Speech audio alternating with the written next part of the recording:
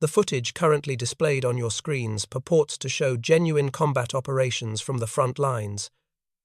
However, almost simultaneously, Ukraine's 425th Separate Assault Battalion Skala released a competing video, claiming to depict Russian forces being repelled from the Pokrovsk sector. They presented this narrative as the ground truth. The issue arose swiftly when the open-source intelligence analysts at Deep State determined that the footage was a fabrication, heavily edited using artificial intelligence. Following this revelation, the Skala Battalion quietly removed the video from their official channels. On November 30, the Russian Federation officially announced the liberation of the Pokrovsk district within the self-proclaimed Donetsk People's Republic. The fall of such a pivotal strategic hub into Russian control is generating significant shockwaves through the fragile atmosphere of peace negotiations taking place this week. Russia's accelerating military gains in Pokrovsk and Vovchansk are fundamentally reshaping the entire geometry of the negotiating chessboard between the belligerents. Against this volatile backdrop, the United States is exerting pressure for a diplomatic resolution, yet Kyiv remains steadfast in its refusal to compromise on territorial integrity. Kremlin spokesman Dmitry Peskov confirmed that Russian forces have established full operational control over the city of Pokrovsk in the Donetsk Oblast, a strategic objective that Russian troops have contested for over a year. This development was personally briefed by Chief of the General Staff Valery Gerasimov to President Vladimir Putin during an inspection of the forward command post on December 1. For Moscow, this is emphatically not a routine tactical victory, it is a declaration of strategic ascendancy. To reinforce this narrative, on December 2, President Putin publicly reaffirmed that Pokrovsk sits firmly under the complete control of the Russian military. In a direct challenge to prevailing narratives, he invited international journalists and Ukrainian representatives to visit the area and verify the reality on the ground for themselves.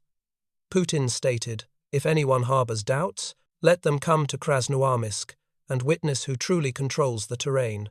Conversely, Deep State, an analytical group with close ties to the Ukrainian Ministry of Defense that monitors the front line in near real time, issued a report on the evening of December 1, emphasizing that the situation in Pokrovsk and its environs remains critically unstable.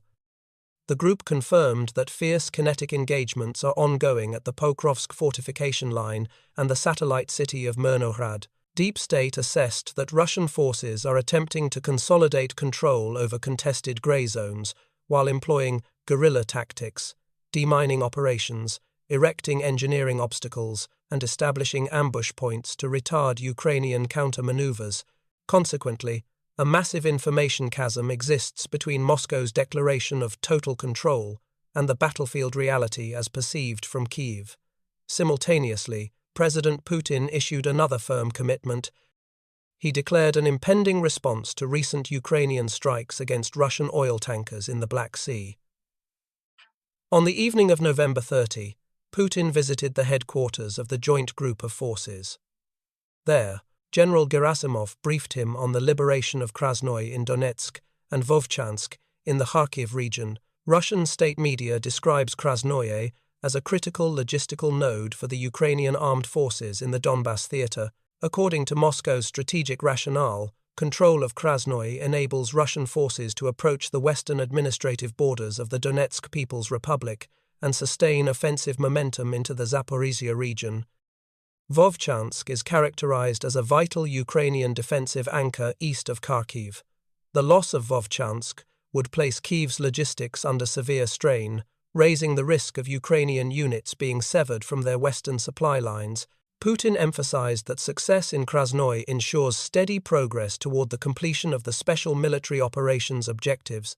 He asserted that the strategic initiative is now completely in the hands of Russian forces across the entire line of contact. He further claimed that in the battle for Vovchansk alone, approximately 8,000 Ukrainian personnel were killed in action. In aggregate, he alleged that over 18 months of combat, Ukrainian forces have suffered attrition, amounting to roughly 46% of their initial strength. Experts cited in these reports describe Kyiv's predicament as quite dire, Should combat intensity persist at current levels, Ukraine faces the precipice of a severe military defeat, accompanied by unpredictable political ramifications. This analysis suggests that American policymakers are accelerating diplomatic efforts, seeking to freeze the conflict right now, before it becomes irreversible. A video released by the Kremlin on December 1 depicts Russian soldiers hoisting the national flag in central Pokrovsk, an area they claim has been under Moscow's control for some time as forces advanced from the south. Pokrovsk has long been recognized as a linchpin for Ukraine due to its road and rail networks connecting multiple operational directions. However, relentless drone and artillery interdiction, targeting key highways and rail lines, has forced KYIV to divert to alternative, less efficient supply routes. This has arguably diminished Pokrovsk's immediate logistical value compared to the war's early stages, though the city remains a key defensive bastion. During his visit on November 30, President Putin personally commended commanders and troops for the results of the Pokrovsk campaign. He expressed gratitude to all of you, all group commanders and soldiers, and of course the fighters directly executing these combat missions. He underscored that success in Pokrovsk guarantees steady progress toward all campaign objectives. Why has Pokrovsk become such a fiercely contested strategic prize? It serves as a vital road and rail hub in eastern Ukraine's Donetsk region, with a pre-war population of approximately 60,000. Most civilians have fled, all children have been evacuated, and only a skeleton population remains amidst flattened residential blocks and cratered streets. Ukraine's only coking coal mine, essential for its massive steel industry, is located about 10 kilometers west of Pokrovsk. Ukrainian steel giant Metinvest announced in January that it had suspended operations at the mine. Russia's overarching strategic goal is the capture of the entire Donbas region, comprising Luhansk and Donetsk oblasts. Ukraine currently retains control over roughly 10% of the Donbas, an area of about 50 square kilometers, primarily in northern Donetsk. The capture of Pokrovsk, dubbed by Russian media as the gateway to Donetsk, would provide Moscow with a critical staging ground to advance northward toward the two remaining major Ukrainian-held cities in the province Kramatorsk and Sloviansk. On December 1, the Russian Ministry of Defense broadcast footage of soldiers raising a flag in Pokrovsk's main square and conducting clearing operations. While Moscow has not released official imagery from Vovchansk, previous geolocation data suggests the majority of that city is indeed under Russian control. It is noteworthy that Russia released this information immediately preceding President Putin's meeting with U.S. Special Envoy Steve Witkoff to discuss a Ukraine peace plan.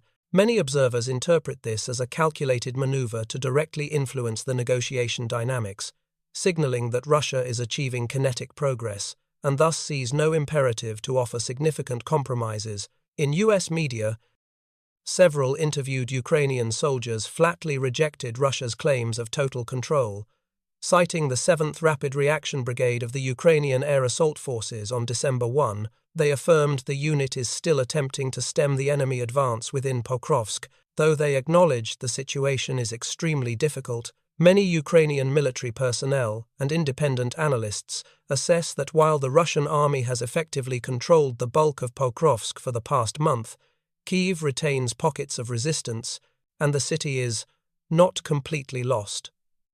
According to these sources, Ukraine maintains positions in the southern suburbs of Vovchansk. A spokesperson for the Ukrainian Joint Forces Command affirmed that Russia has not captured the city. He added, "Russia is moving through the rubble, attempting to push west. They have not completely dislodged Ukraine, but the majority of the ruined urban area is now under enemy control."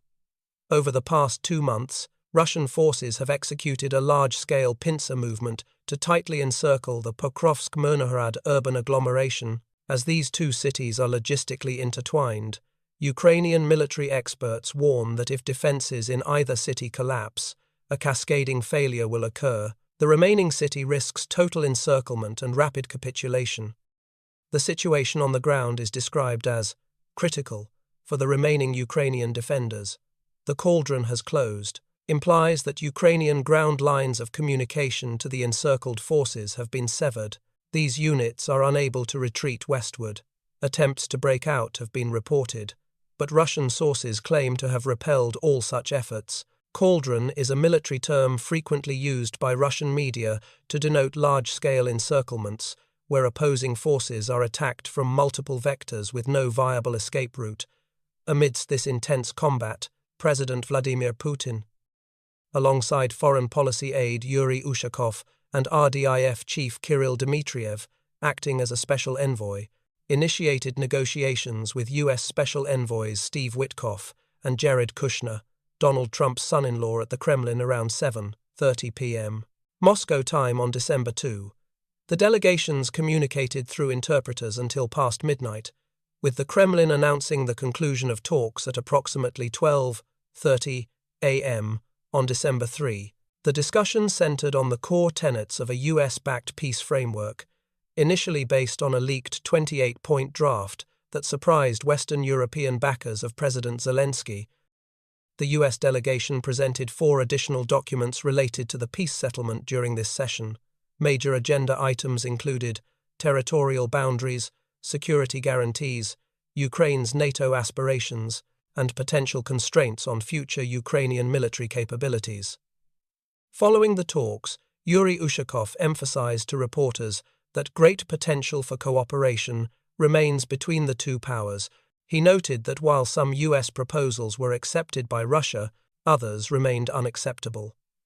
When queried whether peace was closer or further away, post-meeting, Ushakov bluntly replied, "It is definitely not closer." He added that no specific compromises had been reached, and there are currently no plans for a direct Putin-Trump summit. However, he characterized the dialogue as very useful and constructive, while acknowledging that substantial work remains for both Washington and Moscow. At this juncture, we tentatively conclude our overview of the situation in Pokrovsk, Vovchansk, and the broader Donbas region, a theater serving simultaneously as a battlefield and a negotiating table. If you are interested in this topic, please share your opinions in the comments section for further discussion. Goodbye, and see you in the next videos.